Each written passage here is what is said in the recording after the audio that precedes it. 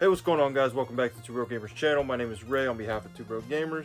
It is currently raining outside. I'm sorry if you hear it. I got all set up to record this and it started raining, and I was like, hopefully you guys don't hear it. But yeah, it's been a while since I've made a video, or me or Ryder have made a video. And the last video I made was the last pickups video of 2022. Video did really well. Really appreciate all those who watched. Really appreciate the 220 subscribers. Really a big jump. We really appreciate it. We do this channel just for fun, of course, kind of document our journey of collecting and all that stuff so we can look back on it on the years and have a good time. But since the last video was the last pickups of 2022, let's start off with the first pickups of 2023. And you may see here peeking out of the corner, I did pick up the PlayStation Classic. This system by itself, before you mod it and all that stuff, it's just not great. The emulation's poor, the resolutions are bad. Playing the games just doesn't feel good on this, but I did mod it, and you do that very easily via just a thumb drive. Did it in about 20 minutes, if that, and now it is a very good playable system. A little dust on the box because I don't keep it in the box, but I did get this for a really good price, so I ended up biting the bullet on it. Actually, I got this with a gift card for my birthday, so I guess I got it for a really good price. But yeah, I'll take a picture of the back and stuff and show you what all comes with it. Some decent stuff. I would say some notable stuff. Metal Gear Solid, of course. Final Fantasy VII. Persona Revelations. I say it backwards, whatever. I mean, that's a very expensive game. Wild Arms, great JRPG. Rayman, very fun, hard platformer. Intelligence Cube, I think that's a really neat little niche game that maybe not a lot of people have heard of. Mr. Driller, amazing fun. Twisted Metal, a classic. I mean, really, like, you look across Tekken 3, Resident Evil. I mean, there's so much stuff here that is great. Destruction Derby is a game that I believe Ryder and Tucker are big fans of.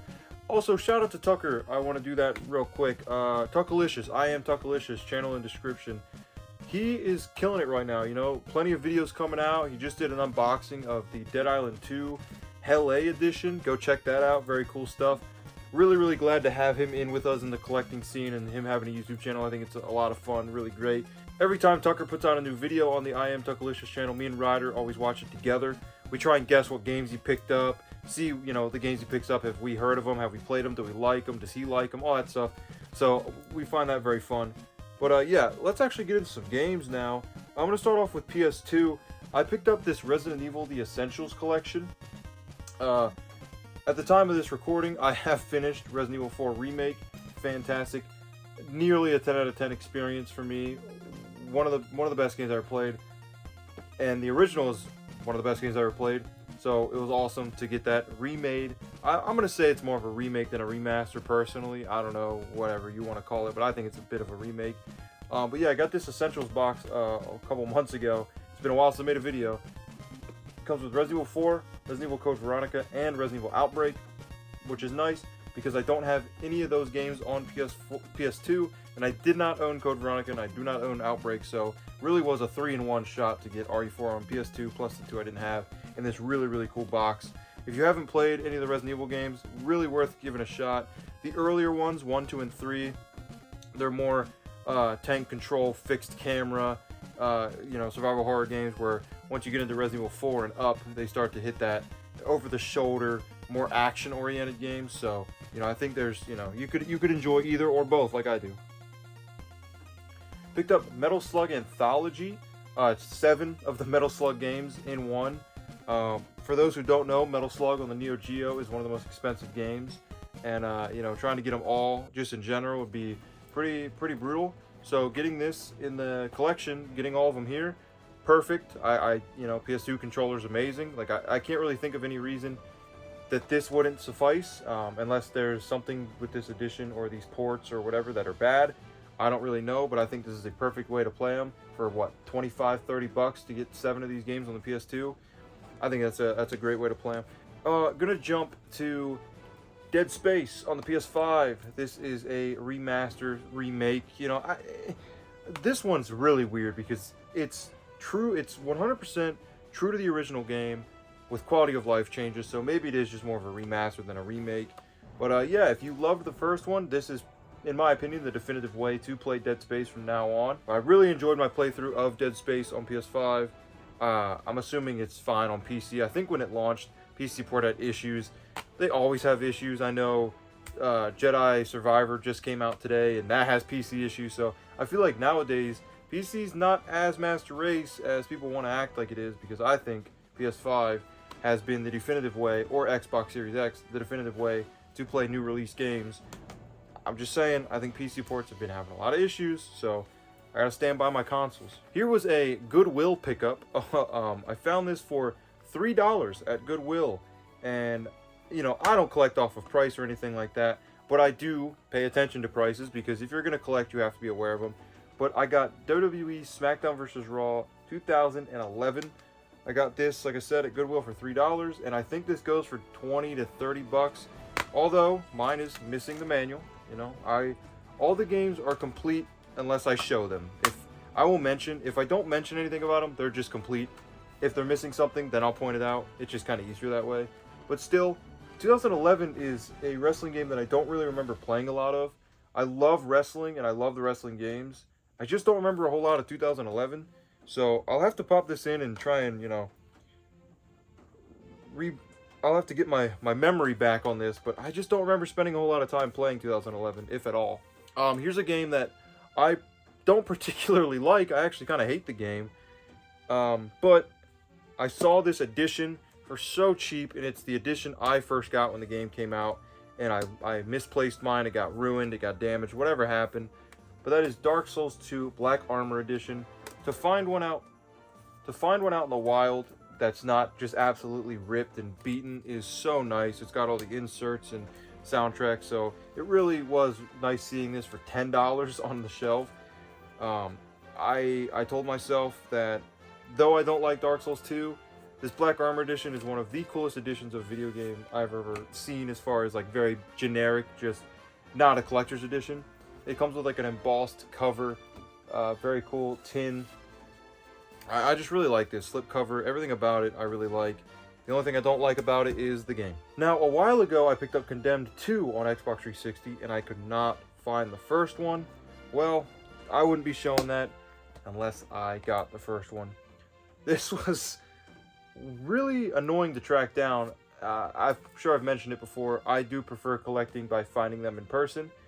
Of course, I can go on eBay and get anything I want, but it's really fun to find it on the shelf, and I finally found this on the shelf, and I was like, man, there it is. The hardest game for me to find. I would say this was probably the first game that I was actively seeking, to where it was like, when I go to the game store, go to 360, go to the C section, and look for Condemned. And I'd always find Condemned 2, and when I saw this, I was so happy. And, you know, why do people write initials on things? I mean, it's such an old school thing, in my opinion. I get it on Nintendo cartridges and things like that. But are we really gonna, on the disc in the case? Whatever. But yeah, Condemned, never got to play them. My friend had them, and I watched him play some of them. And I remember at a young age, I was terrified of them. And I was like, hey, I can't watch you play this anymore. I was a bit of a bitch back then. I'm a little bit less of a bitch, still a bitch. But, you know, scary. I haven't been scared by a game in my adulthood. So maybe that one will be the one that gets me. But I doubt it, because, you know, I'm not a kid anymore. I'll stay on the topic of 360 since I got two more to show. I did pick up Resident Evil Operation Raccoon City. This game, I think, is an absolute pile of dog shit. But I didn't have it, and I am going for a complete Resident Evil collection. Oh man, it really doesn't feel like a Resident Evil game. And I know a lot of people say Resident Evil 4 doesn't feel like a Resident Evil game. You start out the game with like a machine gun, like an assault rifle, and it's like, come on, like, what are we doing? It's very much Resident Evil 6, and I try to avoid that game at all points possible. It was one of the last ones I needed. You know, I've got a few more Resident Evil games, mainline. I'm not really going spin-off. But the few ones that I want, you know, I only need a few. That was one I didn't want, but I saw it for cheap. Whatever, it is what it is. Then I picked up Elder Scrolls Oblivion Game of the Year Edition. Comes with all the DLC. I've never played Oblivion, and I'm sure this won't be the way that I play it. I'm sure if I ever give Oblivion a chance, it will be on the PC. I think that's probably the best way to play it. I know I just knocked PC, but you know what I mean. It was the launch shit, okay? But yeah, a lot of people, especially Ryder, have said this is better than Skyrim, and I hate Skyrim. But for $9, Oblivion just kind of feels like a game that, you know, if you're gonna have a 360, as much as I don't like Skyrim, you know, Skyrim and Oblivion, I feel like they're kind of must-haves. But you know, that's just me personally. You got some skooma, eh? A game that I just put off the shelf because I forgot to show. I repicked this up, Far Cry 3. This is one of my favorite shooters, maybe my favorite story shooter of all time. I loved this game so much. I just popped it in the other day to try and play it again on 360, and it looks horrible, runs horrible. Can't believe I ever thought it looked good or played good back then, but I think you can get it on PS4 now. I recommend Far Cry 3. Very, very fun. If you like the Far Cry games, I think that's peak, personally. Very sandbox shooting, driving cars, and doing crazy over-the-top missions and all that stuff. I think that game does it the best, personally. As you know, normally when I do my pickups videos, I try and save the best for last, like the stuff that I think is actually cool. But I did start out with the Resident Evil collection, so you know that I thought was really cool. And speaking of Resident Evil, another one I didn't have is Resident Evil Umbrella Chronicles. This is one that I did play as a kid, so I wanted to have it again. On-rail arcade shooter with the Wii motion control, you know the drill. Very fun, actually, if you play it with a friend. I do recommend it that way. It's not particularly a great game, but you know, they slapped the Resident Evil title on it, threw in some characters, threw in the zombies, let you use the motion control, and it ended up being a pretty decent game. Alright, we'll knock out 2 PS5 games right here. I picked up Dragon Ball Z Kakarot. It did get the PS5 upgrade edition physical. And this was only $20, brand new sealed. That's what it goes for.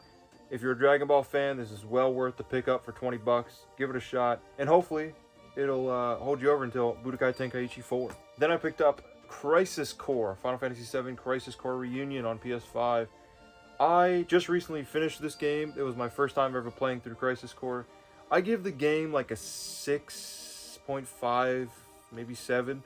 The ending is phenomenal. The ending is really the whole reason to play this game, in my opinion. Getting to know Zack's story and all that stuff is very cool, I guess, but it just felt like not a whole lot of progress was made during the game, but the ending was like, okay, that's what I was here for, you know. This is what this journey was about. It's a short linear game, though. I think I beat it in like 10 hours, so, you know, I got this for 30 bucks. Still worth a playthrough. Still waiting on Final Fantasy VII Remake Part 2. Really, really looking forward to that. So that was kind of let me fully, you know, get my Final Fantasy VII story together. You know, I've played the original, I've played Crisis Core, and I've played the remake of 7. So I feel like I'm set and I'm ready to go for Part 2. Got 2 DS games. One was a recommendation from a friend of mine at a local game store, and that is Dragon Ball Origins on the DS.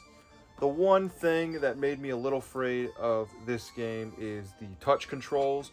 You know, games such as Spirit Tracks, I believe, also uses the touch controls. But this game's touch controls really aren't that bad. I played it. I'm not finished with the game yet, but I've gotten more than halfway through. There's a few times where using the touch controls has been frustrating, but I feel like for touch controls, it does it pretty well. I'd still prefer no touch controls, but it's fine. The DS and Nintendo, you know, they had to have their gimmicks. That's just what Nintendo does. But basically, you go through the story of the original Dragon Ball, because, you know, there's Dragon Ball and Dragon Ball Z. So you go through the original story of Dragon Ball, and all the memorable characters and memorable scenes are there, and it's very cool. So I think that game is, I'm not going to call it a hidden gem. Just because I haven't heard of it doesn't mean it's hidden. But I've never heard of it until recent recommendation of picking it up. I think you can get that game for about 50 bucks complete on DS, which I think is a very decent price considering there's a lot of DS games that just shot up in price. You know, maybe it's because it's not a JRPG, I'm not sure. But speaking of JRPGs, the first ever JRPG that I played that I liked, because growing up I hated JRPGs, I really did. Now I'm singing a different tune because I love JRPGs, and I'm currently playing through Breath of Fire 4 right now, and I've played a bunch of JRPGs recently, and I love them. They're one of my favorite games now. But the first one I ever played that I was like, you know what? This is fun. Why is this one fun and the rest aren't? Dragon Quest IX Sentinels of the Starry Skies on DS. Very different from the traditional Dragon Quest games, where you make your own character and you customize them, and you can customize your party, and anytime you change gear, it actually looks different on your character. A lot of love went into this game, and I think the story is fantastic. I finished this game when I was like about 12. I would love to try it again. Me and my cousin, we actually co-opted this back when you could do that, you know. And that's a really fun way to play the game. We're trying to find a way to play it through like emulation on PC, to co-op it that way. Haven't found a way yet. If anyone knows, I know it's a very weird thing to ask, but yeah, we'd love to do that. But yeah, Dragon Quest IX, Sentinels of the Starry Sky, an absolute must-play in my opinion. I do think it's the cheapest Dragon Quest you can buy on DS. The rest are a bit more expensive, but I had just the case of this for the longest time, and I finally got it complete with the game. So I had to show it again, because as I showed before, I do have 4, 5, and 6 on the DS, and now I just need to get the 3DS ones. But man, games are expensive. I mean, collecting is no cheap thing, and I've really slowed down on collecting because these prices are just going up and up and up, and I can't justify spending some of this money. So keep in mind, a lot of this stuff I got early January, February. Not a whole lot of this stuff was that recent. But I love collecting and I love playing games, but sometimes the prices are just too high for me. I'm not rich. I don't have the money for it. Even if I did, I don't know if I could justify spending that much money for a single game, but that's just me. Alright, I got a stack of Switch games and then some GameCube games and some PS1 games. These are all pretty decent ones in my opinion. Pretty big hitters if you ask me. Speaking of Dragon Quest, I did pick up Dragon Quest Treasures. I got this on sale on Amazon. I knew I was going to pick this up one day. Being a Square Enix title, I'm always afraid they're never going to go on sale. So when I saw it for 40 bucks, I was like, I got to buy it now. It's going to sit on the shelf. I have to buy it now because it's going to be $60 plus one day. And, you know, I'm going to regret not buying it for 40. Hopefully I'm wrong. I would love for this game to come down in price and be, you know, the one Switch Square Enix game that goes on sale. But this game, very different. As I know I just said Dragon Quest now is very different, but this is actually different. It's much more like Dragon Quest Builders, without the building aspect. I know it's a horrible way to describe it. This game has real-time battles. You recruit monsters to fight alongside with you, and you go and you collect treasures. If you've ever played Pikmin 2, that whole premise of that game is to get Pokos to repay a debt, and you sell the things you find with your Pikmin to repay that debt. This is kind of similar because you got to go get your treasures and you got to go sell. You got to go sell stuff to make money, and I am looking forward to trying it. I haven't tried it. Like I said, I bought it because it was on sale. When I'm ready to dive into this game, hopefully I love it. I'm not expecting to love it though. You know, it is so different. I'm expecting it to be fun for a little bit. Hopefully I finish it. Hopefully it sticks with me. But until then, all I can really tell you is what I know about it. Here's a game, a JRPG that came out a few years ago, and for some reason a physical copy on Switch has jumped up to over $100. I don't know what happened. Again, Square Enix, Switch, things I don't fully understand sometimes. But Octopath Traveler, the second one recently came out. I don't know if that has anything to do with the price, but this game is a gem of an RPG, but all the complaints you're gonna read about it online, I really do agree with.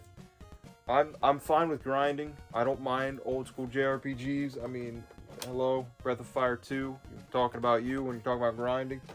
I don't mind grinding. But this kind of is annoying because you have 8 different characters who have 8 different stories, and they're not always in your party, and when you drop them out of your party, they're not leveling up, so you got to go get them and go level them up. So sometimes you're just finding yourself grinding and grinding and grinding for hours just to catch back up to the level you need to be to continue that character's story, and it's just not exactly for me.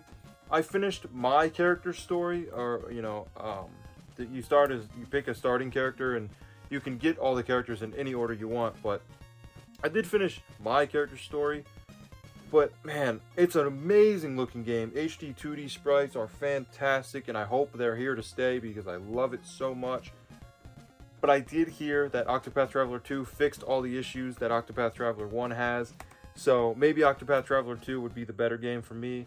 But all I can say is Octopath Traveler, a great JRPG.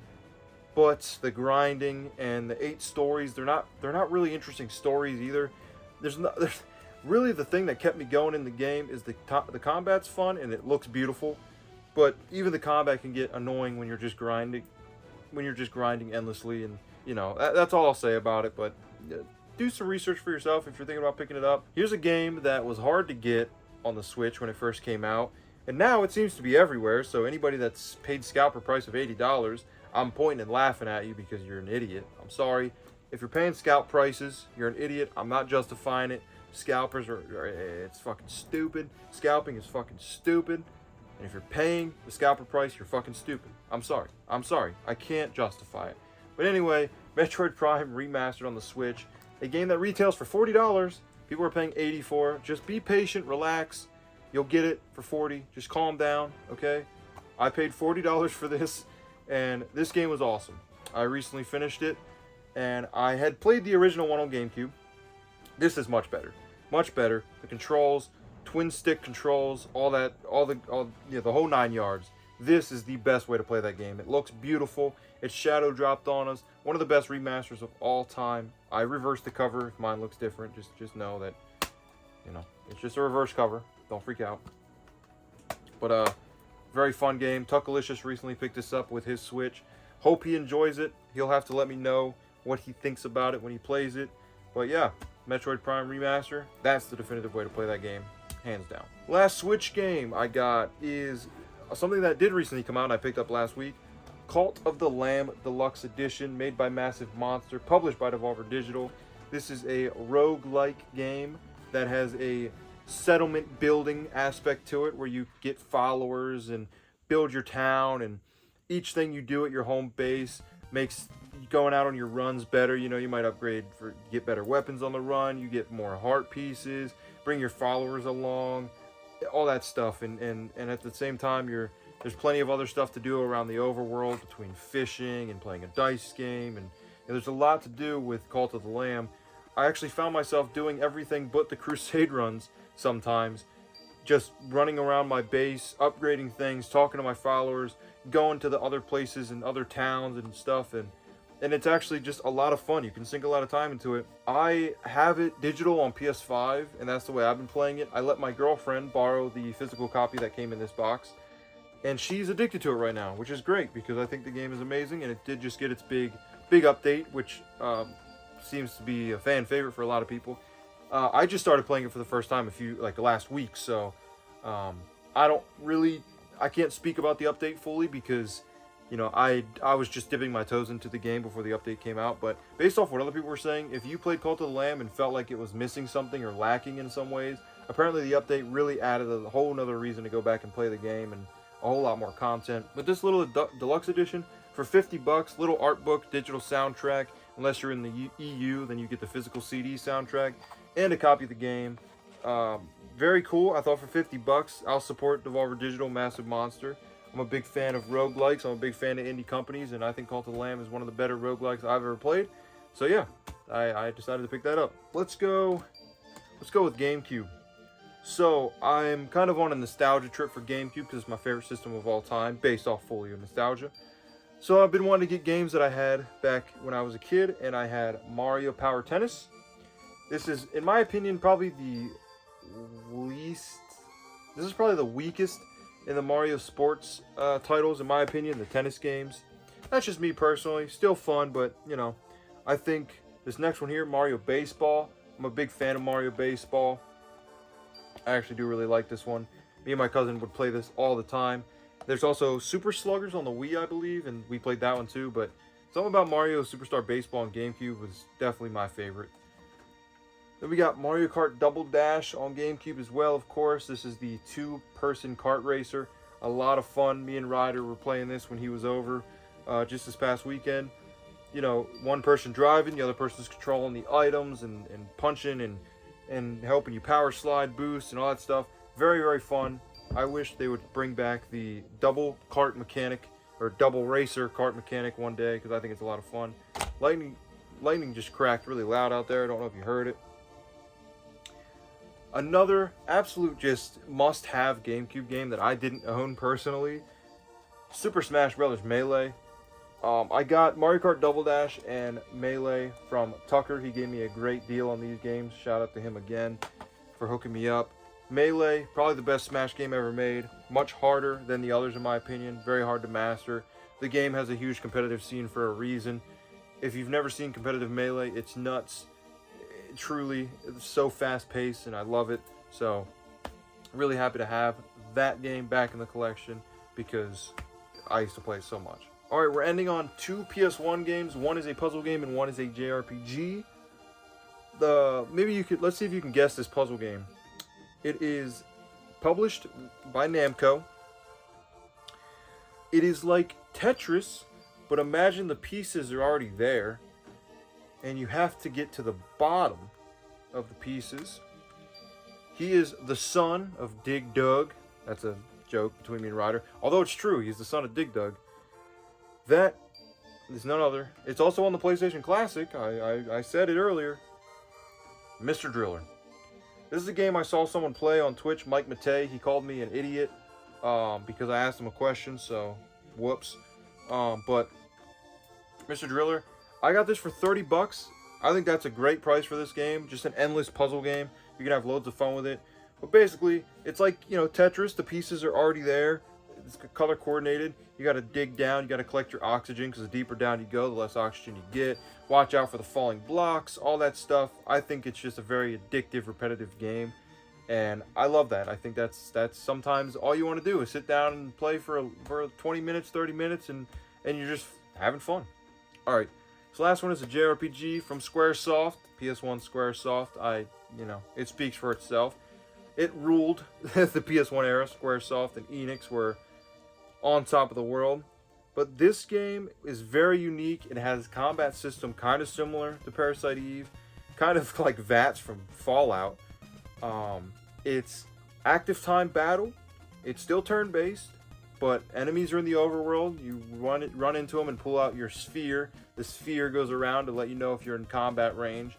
You may know it, you may not. A Vagrant Story. I played about 10 hours of this to really get an understanding of what this game's about. Yeah, this game is very unique. I've heard it's hard. I can't really speak on that.